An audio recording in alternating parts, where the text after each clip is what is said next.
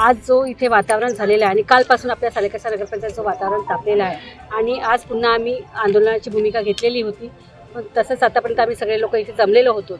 आज इथे आताच तहसीलदार साहेबांचं एक मेसेज आलेला आहे की उद्यापर्यंत आम्हाला मुदत द्या, जे पण म्हणजे त्यांच्यावर कारवाई करण्याची काय इन्फॉर्मेशन निवडणूक आयोगाकडून येत आहे तर आम्हाला उद्यापर्यंत परमिशन द्या, एवढंच त्यांनी आता आमच्यापर्यंत तो मेसेज पोहोचवलेला आहे आणि तो सगळा मेसेज आम्ही आमच्या सगळ्या लोकांना सांगितलेला आहे. तरी पण काहीच झालं नाही आणि यांची जर निर्माणाची कारवाई झाली नाही तर आमचं पूर्ण सालेकसा नगरपंचायत पूर्ण बंद राहील.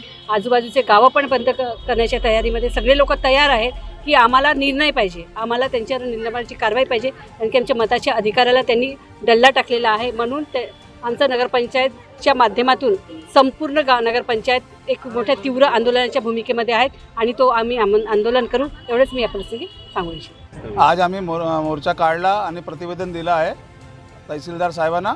तहसीलदार साहेबाकडून आता समाचार आलेला आहे की आम्हाला 2 दिवसाचा समय द्या तुम्ही. 2 दिवसानंतर आम्ही तुम्हाला सांगू का झाला काय नाही झाला. म्हणून निवडणूक अधिकाऱ्यांना म्हटलं की काल संध्याकाळपर्यंत आम्हाला समय द्या तुम्ही.